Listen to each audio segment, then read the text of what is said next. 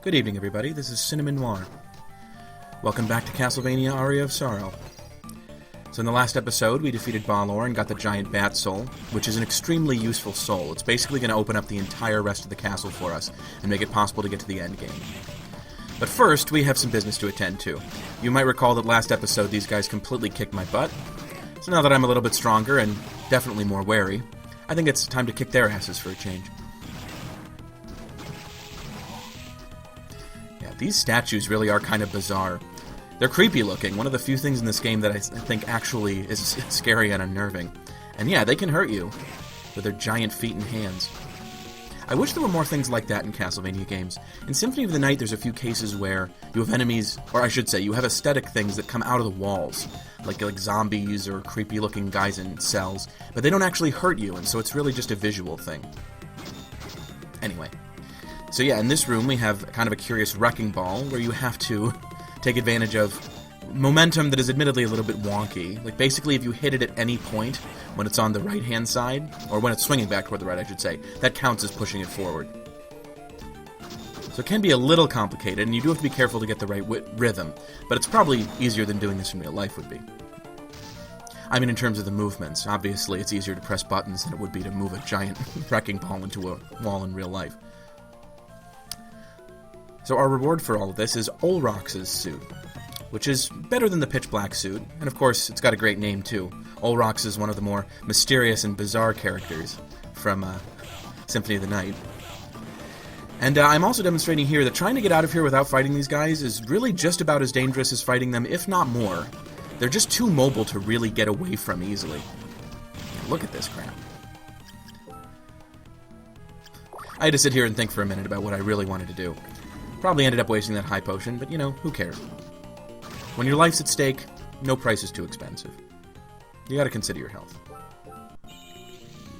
So like I said earlier, the giant bat gives us access to many new areas of the castle. Or I should say, to finish a lot of the areas we've already been to. There's no real new areas except for the top floor. But one of the things it also gives us access to is the rest of the arena, this area before that we couldn't get to with our normal double jump. We get another poison fist, which is definitely overkill. I mean, you only need the one fist. We have this very strange room, which has some cupids in it that look like the ones in the room where we had to press the buttons. I really do not have any idea what the function of those is, if any, in this room. I think they might just be decorative. Maybe to try to establish those things as a decorative design element so that it doesn't seem that weird for them to be in the other room farther down. But to be frank, it still looks pretty weird and contrived. I love how there's a rubber duck in that pool, by the way. Nice little quirky touch. More the kind of thing that Portrait of Ruin, the goofier Castlevania game, would do later. Aria of Sorrow really, in a way, even though I would say it brought, to a certain extent, it brought good design back to Castlevania after Circle of the Moon and Harmony of Dissonance kinda, I don't know, were just not so good looking and also had some problems in terms of difficulty. While Aria of Sorrow also brought back that more Symphony of the Night focused design, it also started introducing some more quirky elements to the series. You may have noticed so far in the game that even though there's a lot of stuff that's meant to be scary, there's also a lot of really quirky elements in this game. That melon we found in the wall at one point, some of the enemy designs, I mean the Chrono Mage that we're going to see soon, for instance, is a perfect example of that. But then also a little rubber duck floating in a bath. So we've got some were-tigers up here. Honestly, even looking very closely at this enemy sprite, I find it difficult to tell how it's different at all from the were-jaguar. I'm not even sure it's a recolor, like the colors are almost exactly the same. I think it's just that the were-tiger has more HP. But who knows, I could be missing something. Speaking of recolors, here's a recolor of the Creaking Skull, which has exactly the same attacks. Again, I don't think it's changed anything about its behavior. It's just that now it's got a ton of HP. Not a terribly interesting fight. Honestly, probably the most disappointing enemy in this area, if I'm being honest. Let's just smoothly walk out of here. I just love Soma's walk cycle. The Belmont's walk cycles in previous Castlevania games have tended to be kind of stern and slow. Soma really is just more stylish in almost everything he does. The way he stands is more stylish, the way he walks is more stylish. He's a happening dude, is Soma.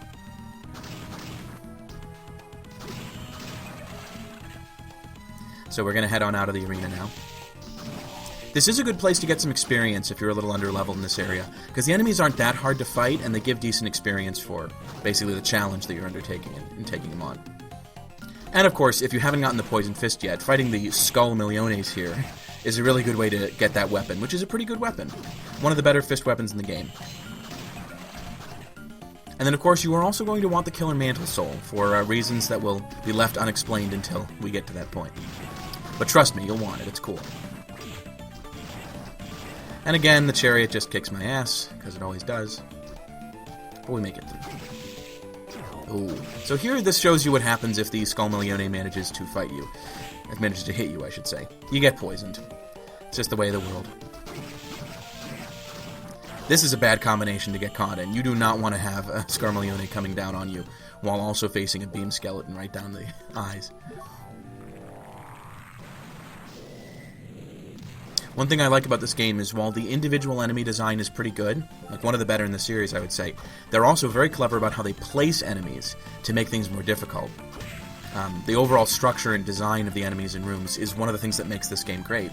I think I've mentioned before that Metroid is more focused on the actual structure of the rooms and the puzzles in them, whereas with Castlevania it's more a question of what enemies are you fighting in a room. If not for the enemies, the Castlevania rooms would actually be really simplistic looking.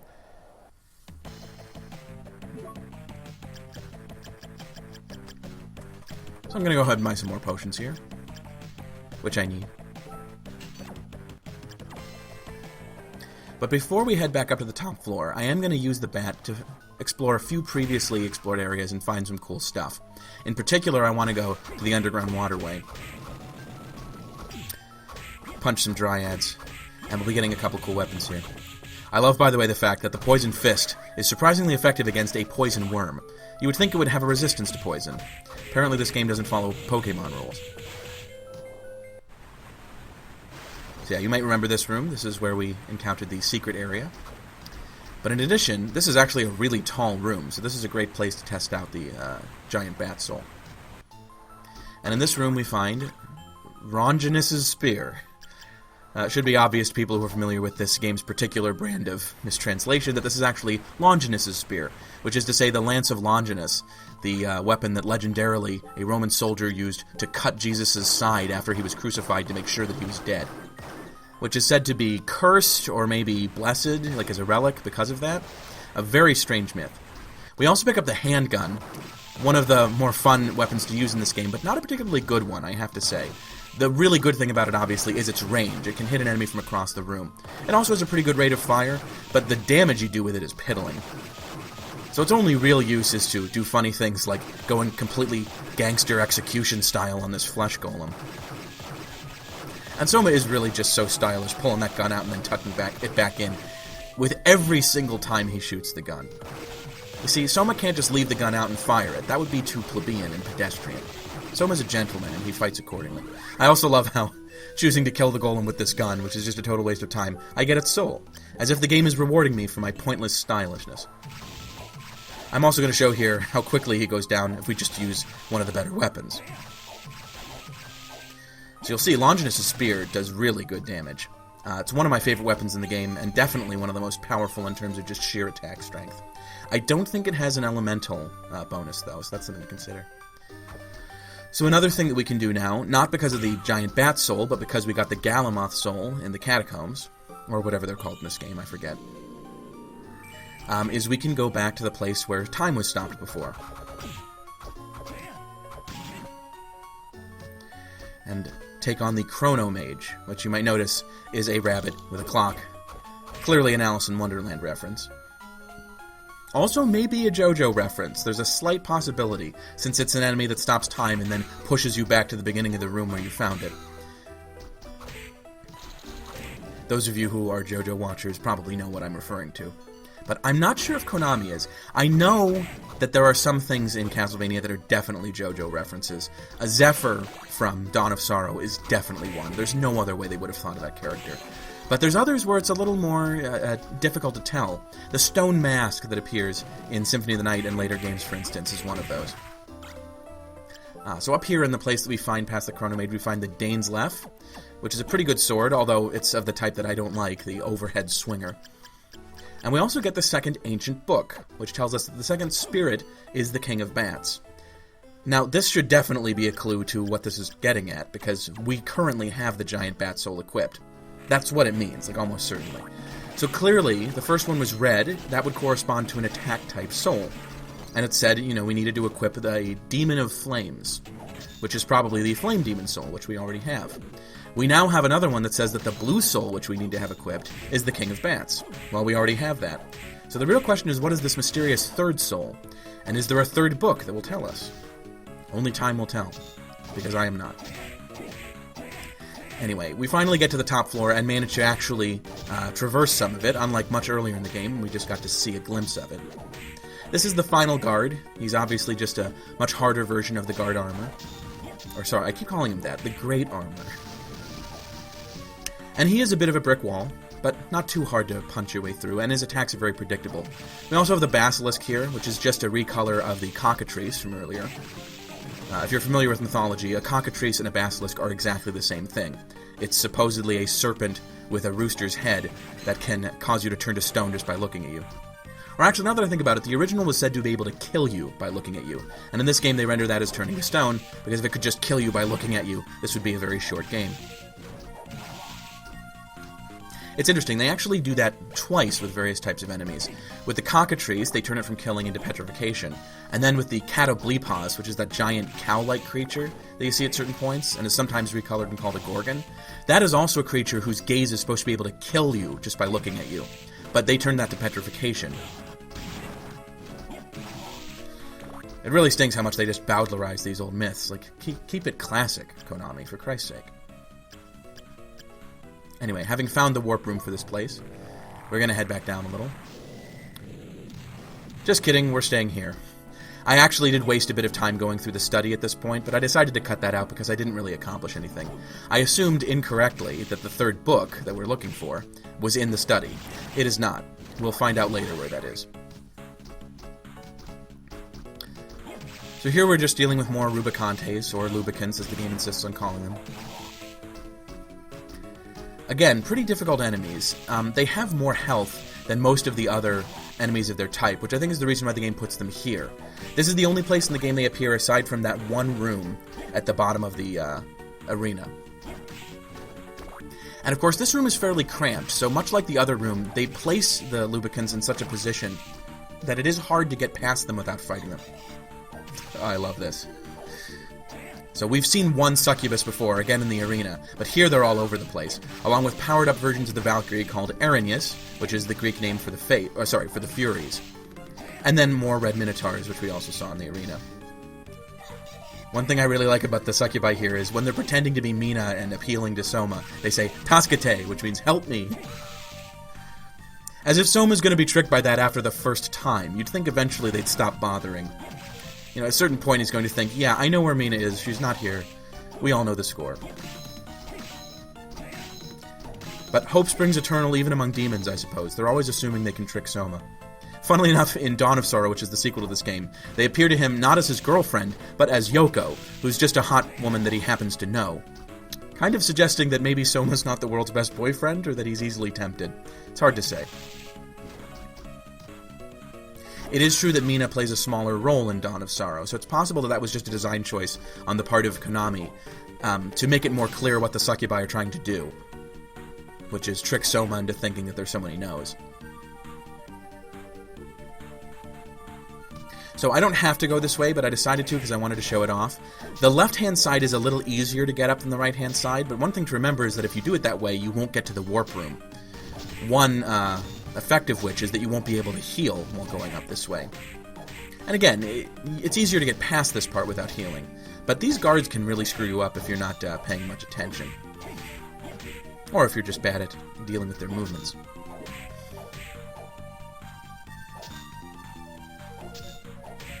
There we go. Takes care of him. It's interesting, these statues in the background, which are of these horned knights with a single eye, they're very evocative, and yet you don't see a single enemy in the game that's like them. Then in this room you have what looks like knights with snake heads. These would both have been very interesting enemy designs, and I'm surprised that the game doesn't have them, to be honest. Harmony of Dissonance actually had a couple of enemies that were a bit like this, particularly the snake-headed guys. but this game doesn't. Oh, here we see that the final guards do have one attack that the Great Armor did not have, which is they can sort of light their end of their sword on fire and cause a rippling earthquake-like stream of fire to come down the floor. Really not that good an attack. It's easily dodged. But it is powerful, so don't get hit by it. Our reward for getting past that guy is Satan's Ring, which I think curses you the entire time it's equipped, but gives you a lot of stat boosts.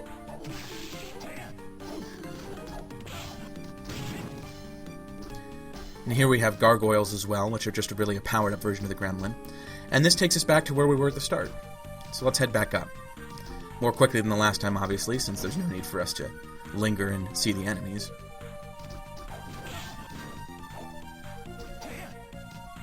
I also like these kind of little dragon-type guys, half human, half dragon. We don't get to see them either. Kind of a shame. There's lots of background elements in Castlevania that are very striking, and that you kind of wish represented enemies even though they don't. Order of Ecclesia had a few of those. For instance, there's a really interesting series of souls in Order of Ecclesia, as well as a statue based on Cerberus, but you never actually get to fight Cerberus in that game, which I found a little disappointing. Cerberus is one of the more honestly scary-looking Castlevania bosses. And some games like Circle of the Moon managed to make him look really cool. So the succubus pulls back whenever we try to attack her, trying to get us to aggro the other two enemies in the room, which of course, as soon as we do, it's going to be on. The Red Minotaur is already a little too close for comfort, but it's okay, we can get rid of him. With some good timing. And once again, we get what you're up to, Succubi. There's no point in doing this. Maybe they just like dressing up as Mina. There are a lot of people who really like Miko costumes. So this room can be a little bit annoying. There's several Succubi in here, as well as this gargoyle who always manages to get in the way, despite the fact that I can defeat him in one hit. I do like the fact that with this succubus, if you get to the other side of her, you can very easily trick her into falling over the other edge of the entrance. It's like she just falls into the pit. A little bit slapsticky. The Succubi are a little hard to figure out because, for one thing, their grip, their reach with that grab attack, is a little longer than you think it is. So even when you think you're keeping them at a reasonable distance, they can still grab you and start doing damage. And you'd be surprised at how hard they hit. Given that all they're doing is kissing you, it's kind of amazing how much damage they manage to take. And here we have another ball and chain. Much like the one in the arena. And again, we see the wonky mechanics here. You can cause it to go out further even when it's already at the apex of the swing just by hitting it. Not really the way physics works, but that's okay. It's a video game. I don't think being able to double jump really works with physics either when you get right down to it. So this is actually the entrance to the top floor from the clock tower that we saw earlier, but we're not able to get through. I was going to go back to the clock tower to show that, but first I think I should save.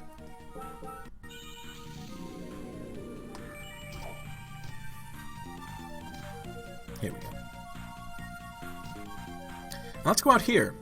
This is kind of an interesting, very big open room that separates most of the top floor from the little, what to call it? The sort of tower or little castle in which the final boss is going to be. That's a staple of Castlevania games ever since the very first Castlevania, the little staircase up to the minaret where Dracula himself waits.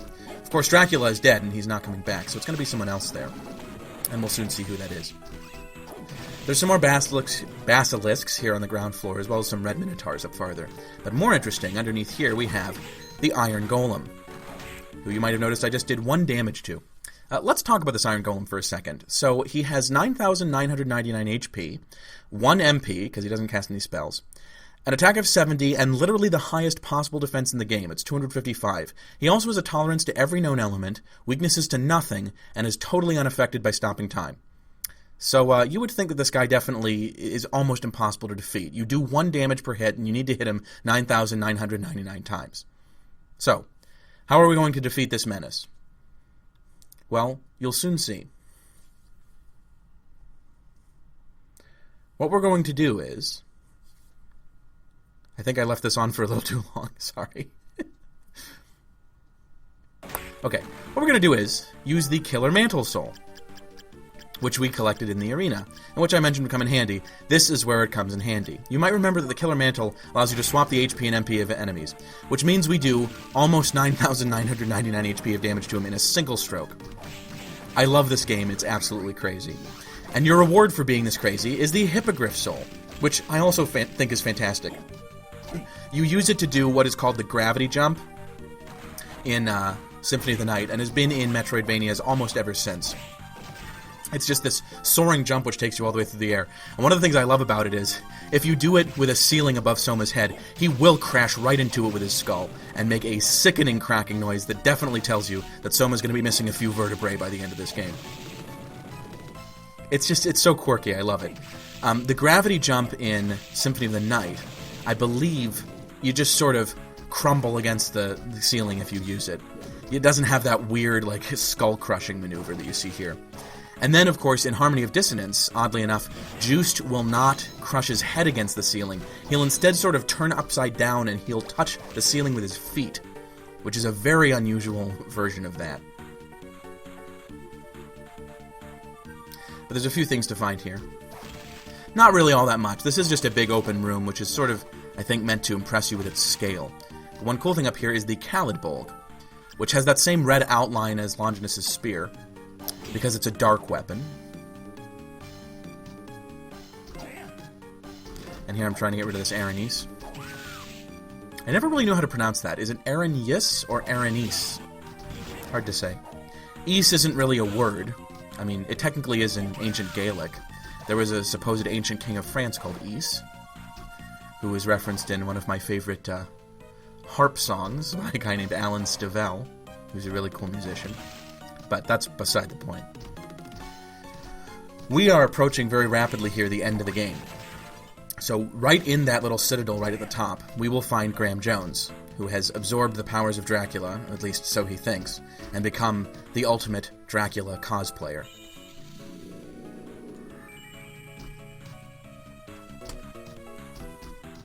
So we'll see who's stronger, Soma with his power of dominance, or Graham with his power of pretending to be Dracula. I like this little statue here. He has this little glowing purple sword, and he raises it when you approach. It really doesn't seem to have any function at all. I had thought that that sword could hit you, and that this was some kind of trap. Apparently not. Apparently it's just there to sort of mark how important this occasion is. It's like he's acknowledging you, like, you know, you have my sword. And here he is, the man of the hour, Graham Jones.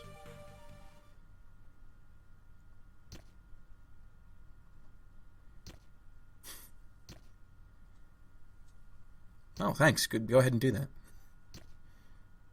Oh. I mean... Oh, great. He's going full Anton Chigurh on us. I love that line. You are one selfish bastard. So yeah, normally I try not to talk over cutscenes, but that one is just too funny and dramatic to not talk over. So yeah, Graham has absorbed quite a few powers from this castle, and you'll notice here, he is doing the typical Dracula thing, teleporting around and flinging fireballs and those strange kind of weird lava spheres at you. I switch here to the Levitate, because I like it a lot better than Longinus' spear. And with Graham teleporting around so much, having a quick attack is definitely much better than a slow, powerful one. I do have to say, though, Graham is one of the easier final bosses in Castlevania history. So you don't really need to have your best equipment on to beat him. You just need to be kind of careful and maneuverable. These attacks in particular, the ones he does at the start, are just... I don't know how to put it. A little disappointing, perhaps? Anticlimactic? Like, a final boss should be harder than this. Dracula, in the original Castlevania, was way hard, doing almost exactly the same kind of attacks as this. I suppose because you're less maneuverable in that game. But they should adapt it to make the final boss more maneuverable to match yours, right? They did that in other Castlevania games. I'm kind of surprised they didn't do it here. So after you inflict enough damage, Graham stays in the center of the room and just starts sending out these attacks one after another. It really is kind of like the lamest, slowest game of Toho in the world.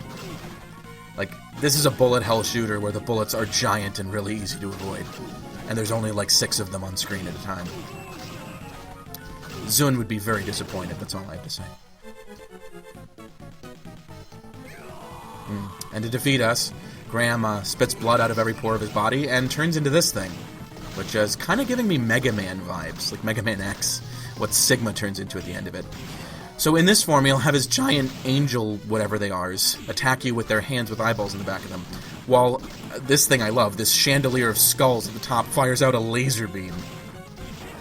This really is one of the weirdest looking final boss incarnations in Castlevania history. Very elaborate, but also a little bit silly. So you may have guessed that you have to avoid the hands, you have to duck right when they start sparkling. One thing about this is if you can find a weapon that can attack while you're crouching and still hit Graham, the fight is almost over. All you have to do at that point is slide between the two sides. But if you do get back up in order to hit him, it can be a little bit harder.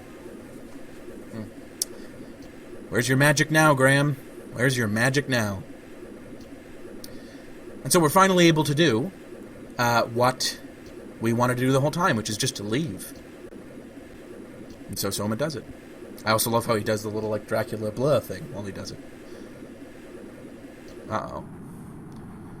Well, I guess we can't tell this castle what to do, because we're not Dracula. I mean, nobody really is Dracula anymore. But we made it back. Hooray. Nice job, Soma. Oh, you seem very confident about that, Aricado. Yeah, Dracula does always come back. I mean, that's a tradition in these games. So, we made it back out alive. That's the point, right? And we got rid of Graham Jones. So, for now, things are great. It's like the end of a season of JoJo when Dio is temporarily taken care of, and he won't come back for at least another 30 years. But Soma somehow feels uneasy about this. You know, like he didn't really finish it off, whatever it was he was supposed to be fighting. Bit of an anticlimactic ending. But, you know, not every game has to have a super happy ending or a super dramatic ending. Sometimes it just ends mysteriously. This has been a mysterious game, so I think that's appropriate. You might think these are joke credits, like the end of the original Castlevania, with the system being attributed to Curry the Kid, but that is the character. That is the person's actual nickname, and that's how he decided to be credited in the credits. Or she, I don't know. Kind of like how Koji Igarashi is always called Iga, which sounds like a noise you make when someone steps on your foot, but he likes it. Enemy designed by Asaka. Thank you very much. Map designed by Tsuguro. I have no idea what that means. And of course the scenario, which means the story, by Iga. And of course this was the last game to have Ayami Kojima as the lead character designer. A little bit wistful, I have to say. She was an amazing illustrator.